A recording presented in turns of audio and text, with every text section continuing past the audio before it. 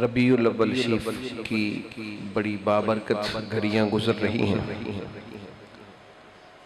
اللہ رب العالمین کا فضل و احسان ہے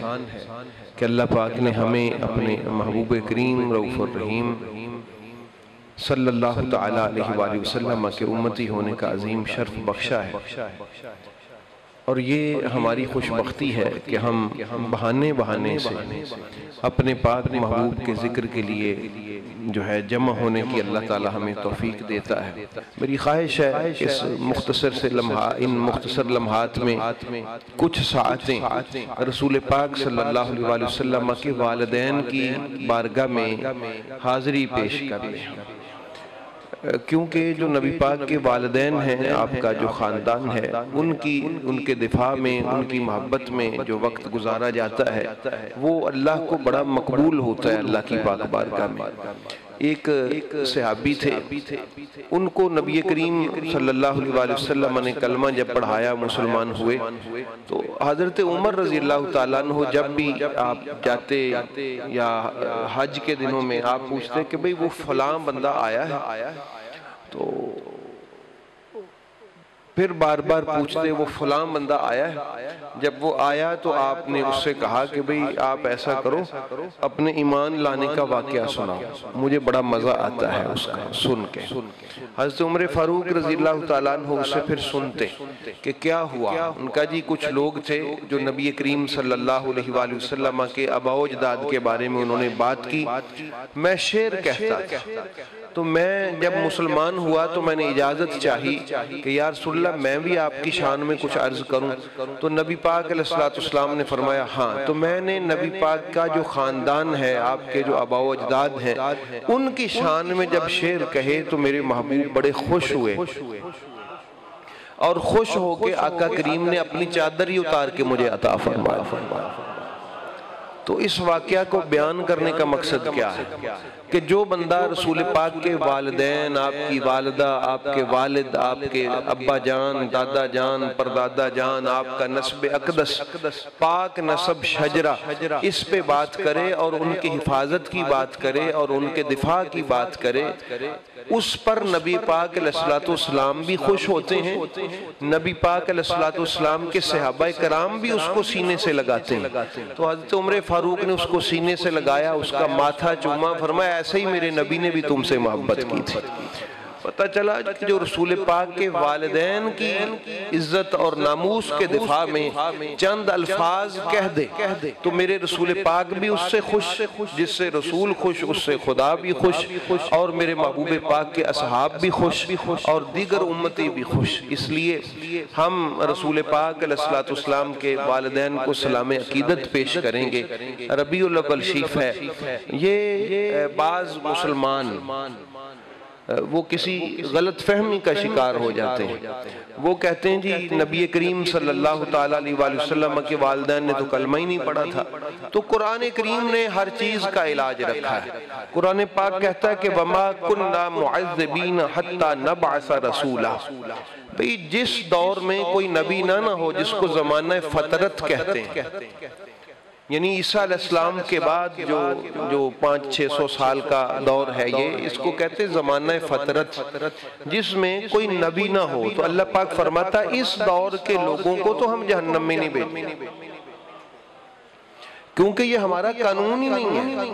یہ ہم نے قانون ہی نہیں بنایا کہ کوئی رسول آیا نہیں، اس نے ان کو سمجھایا نہیں، اس نے ان کو بتایا نہیں، اور بلا وجہ ہی ہم ان کو اٹھائیں اور اٹھا کے جہنم میں پھینک دیں، ایسا تو نہیں اللہ پاک فرماتا ہے ہم کہتے ہیں۔ یہ قرآن کریم ہے، سورہ مبارکہ بنی اسرائیل ہے، فرمایا وَمَا كُنَّا مُعَذِّبِينَ حَتَّى نَبْعَثَ رَسُولًا، کہ کوئی عام آدمی بھی ہو، عام بندہ بھی کوئی اس دور کا، تو اس کو تو ہم ایسا نہیں ہے کہ بیچارے کو ایسے ہی، بھئی یا تو یہ تھا کہ نبی آیا ہے، نبی نے سمجھایا ہے، پھر بھی نہیں وہ سمجھا تو اب وہ عذاب کا مستحق ہے۔ جب نبی کوئی نہیں ہے، نبی آیا ہی نہیں ہے، اور اس دور کے لوگوں کے بارے میں قرآن کریم نے وہ ایسا ہے کہ وہ مشرک بھی نہیں ہیں، یعنی اس دور کے وہ لوگ جو مشرک نہیں ہیں، جو شرک نہیں کر رہے، وہ ایک سیدھے رستے پہ چل رہے ہیں۔ اللہ رب العالمین فرماتا ہے وہ قیامت والے دن عذاب میں نہیں ہوں گے، جہنم میں نہیں جائیں گے۔ یہ تو اس دور کے عام اچھے لوگوں کی بات ہے، میرے نبی پاک کے سرکار کے والدین کی تو شان ہی عظیم المرتبت۔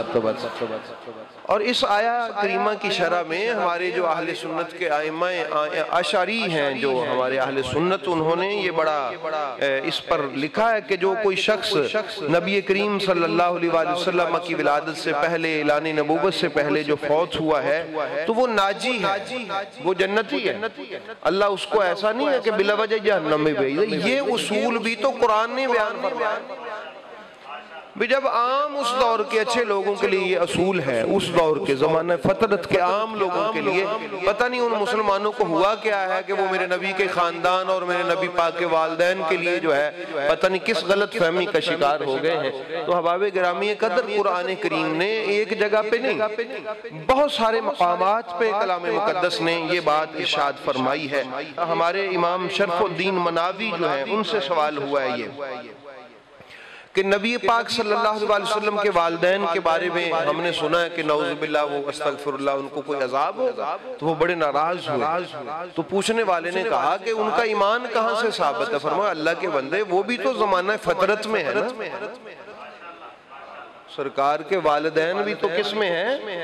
زمانہ فطرت میں۔ یہ تو میں بڑے عام اور نچلے سے درجے کی بات کر رہا ہوں، ورنہ نبی پاک کے والدین کی شان ابھی آگے جو آنے والی ہے، ابھی جو میں عرض کروں گا، وہ تو وراء الورا، یعنی کم سے کم بھی اگر ان کے بارے میں سوچا جائے تو فطرت کے لوگوں کے لیے جو قرآن نے اصول بیان کیا وہ بنایا جائے، ان کے بارے میں عقیدہ وہ ہوگا جو کلام مقدس نے زمانہ فطرت کے بارے میں، فطرت وحی جس کو کہتے ہیں کہ وحی ابھی نہیں آتی، کوئی ابھی رسول نہیں ہے اس دور میں، کوئی اللہ کا نبی نہیں ہے، وہ بتاتا سمجھاتا روکتا ٹوکتا نہیں ہے، تو ویسے ہی ڈائریکٹ ہی سسٹم چل رہا ہے۔ اللہ پاک فرماتا ہے وَمَا كُنَّا مُعَذِّبِينَ حَتَّى نَبْعَثَ رَسُولًا، ہم ان کو کیوں عذاب دیں گے جبکہ ہم نے نبی تو کوئی بھیجا نہیں، رسول کوئی بھیجا نہیں۔ تو ان کو اس لیے احباب گرامی قدر، یہ نبی کریم صلی اللہ تعالیٰ علیہ وآلہ وسلم کے جو والد گرامی ہیں، آپ کی جو والدہ ہیں، آپ کے جو اہل بیت ہیں، آپ کے جو آباء و اجداد ہیں، ان کی شان بڑی وراء الورا ہے۔ حضرت علامہ ابن حجر عسقلانی جو ہے وہ کہتے ہیں کہ قیامت والے دن لوگوں کے امتحان ہوں گے نا، تو یہ جو لوگ ہیں نبی پاک کی آل سے مراد انہوں نے آپ کے آباء و اجداد کو بھی لیا ہے، والدین کو بھی لیا ہے، جب ان کا امتحان ہوگا تو اللہ رب العالمین اپنے محبوب کی آنکھوں کی ٹھنڈک کو جو ہے برقرار رکھنے کے لیے ان سب لوگوں کو اپنے محبوب کے سامنے جنت میں داخل فرمائے گا۔ تو یہ ہمارے اہل سنت کے سارے بزرگ ہیں، انہوں نے یہ باتیں ہمارے لیے واضح فرما دی ہیں۔